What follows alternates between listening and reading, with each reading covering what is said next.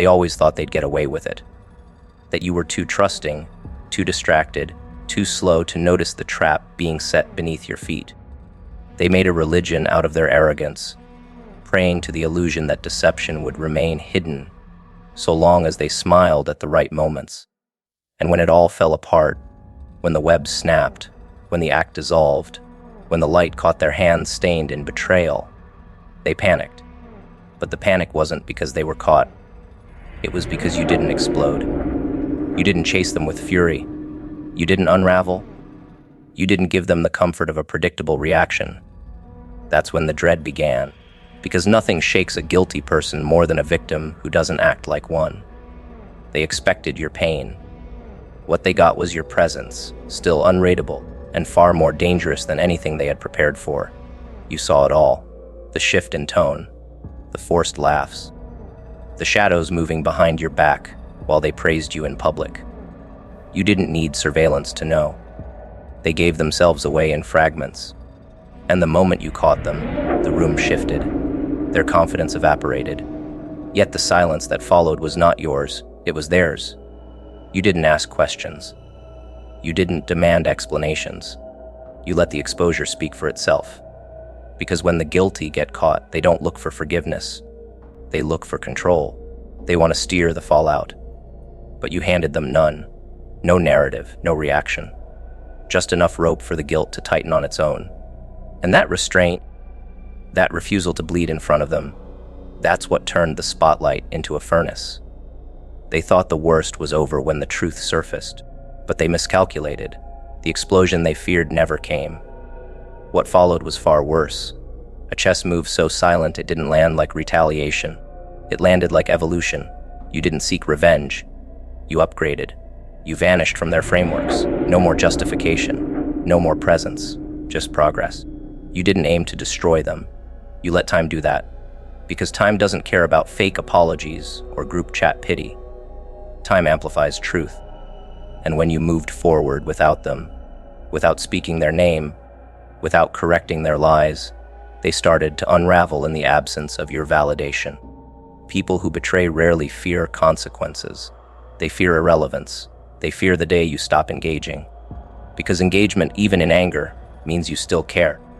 It means they still have space in your psyche. But when you move on like they never existed, it destroys them. And when they got caught, you didn't reduce yourself to their tactics. You stayed poised, cold, lethal in your stillness. They expected you to become emotional, but you became strategic. You made your next move not about them, but about you. You turned your back not out of weakness, but with the power of someone who knew their presence would only pollute your progress. The psychological blow of being ignored by the person you once underestimated is irreversible. They felt that. Every step you took forward without dragging their name became a reminder of what they cost themselves. You didn't just catch them. You exposed the ceiling of their character. And then you climbed past it, not once glancing down. And that was the move they never anticipated. That you wouldn't just catch them red-handed, but that you'd also outgrow the entire war. Your composure became a curse. It reflected everything they lacked. You didn't try to expose them to the world. You became undeniable to it. And that shift, that rise in your presence, began to cast long shadows over everything they did. You didn't speak of them, but your energy spoke louder than any accusation ever could. While they whispered and twisted stories to make sense of your silence, you were rewriting your reality without them. You became the consequence, not by force, but by growth. You see, when people betray, they don't anticipate transformation. They expect cycles. They expect confrontation. They expect the old version of you to come limping back, angry and desperate for closure. But you didn't. You evolved so quietly it felt like revenge. You didn't announce your healing.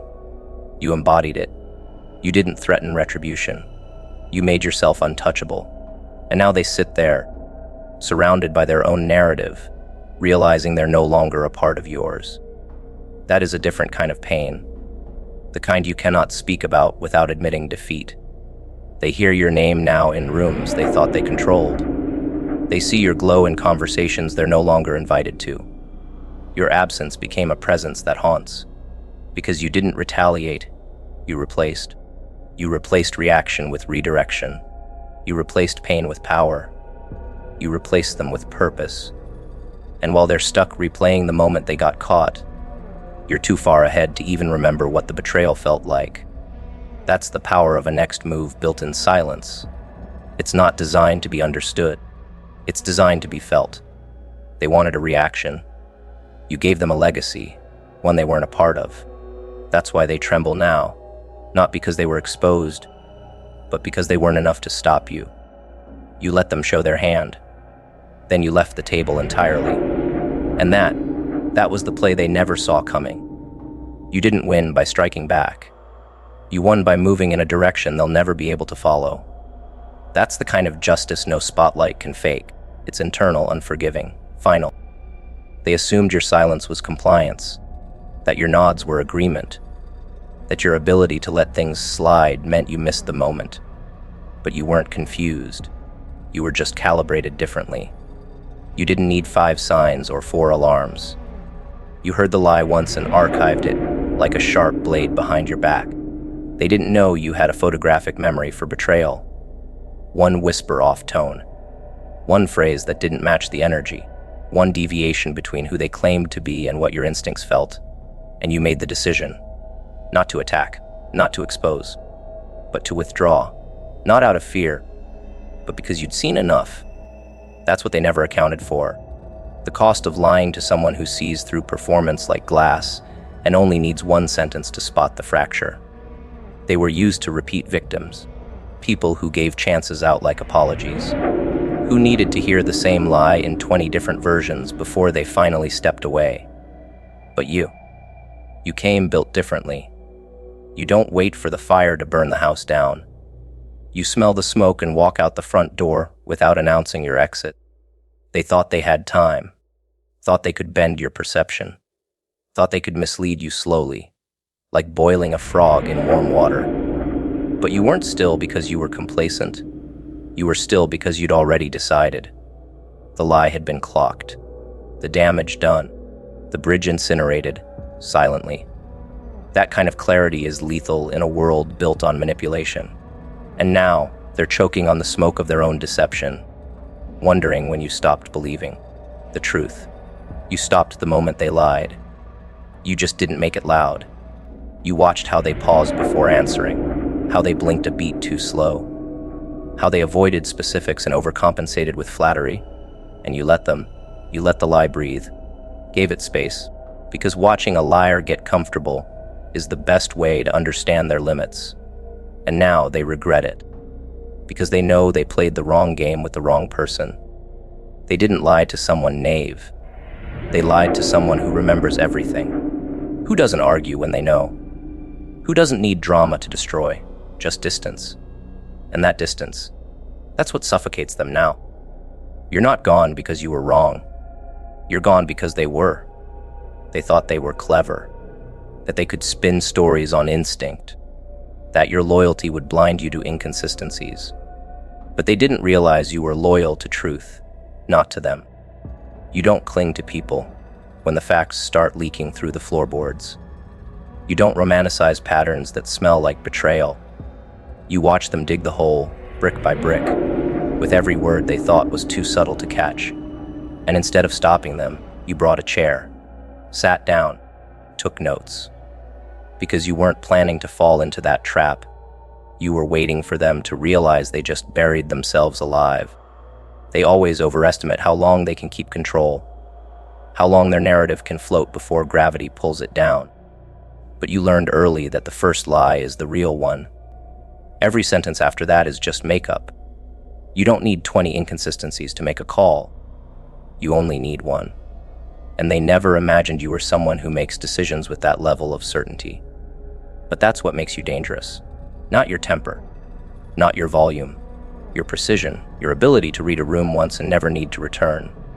They thought silence meant hesitance, but it meant verdict final, sharp, irreversible. The fear didn't come when they lied.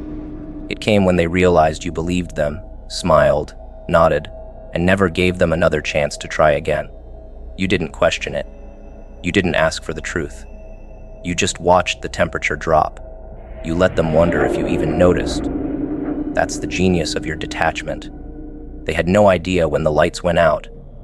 They just woke up one day, locked out of your presence, and couldn't remember what switch they flipped. But you remember. You remember everything. And that's the kind of mind you never lie to unless you're ready to pay full price. They told themselves it was a small lie. Harmless. Just enough to shift the odds in their favor. What they didn't factor in was how you calculate betrayal, not by size, but by pattern. You weren't looking for perfection. You were watching for rhythm, and the rhythm was off. Just once. That's all it took. A single wrong beat in the song, and you paused the music, set the record down, and walked away before the chorus could even begin. That's not fragility, that's mastery. The kind of discipline that doesn't come from pain. It comes from clarity earned through it. Now they walk lightly in every room you might enter. They overcorrect. They speak your name too loudly or too quietly, trying to gauge how much damage they did. But you're not thinking of them.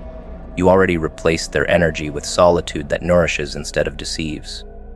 You didn't punish them. You outgrew them. And that's the worst consequence for someone who thought they could maintain control through illusion.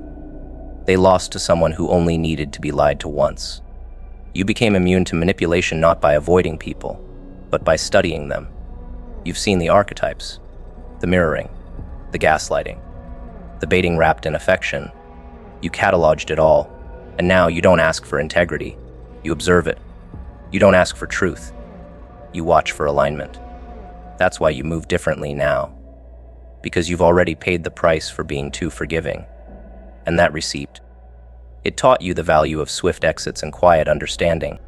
They cheered too early, celebrated a victory they had no right to claim, patted themselves on the back for dismantling someone they never understood in the first place.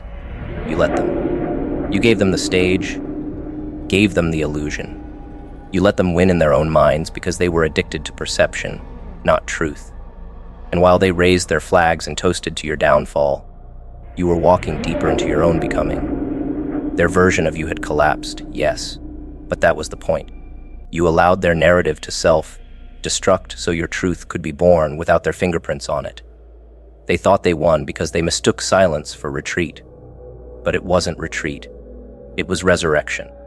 They buried an old version of you without realizing it was a decoy. People like them need visible wins.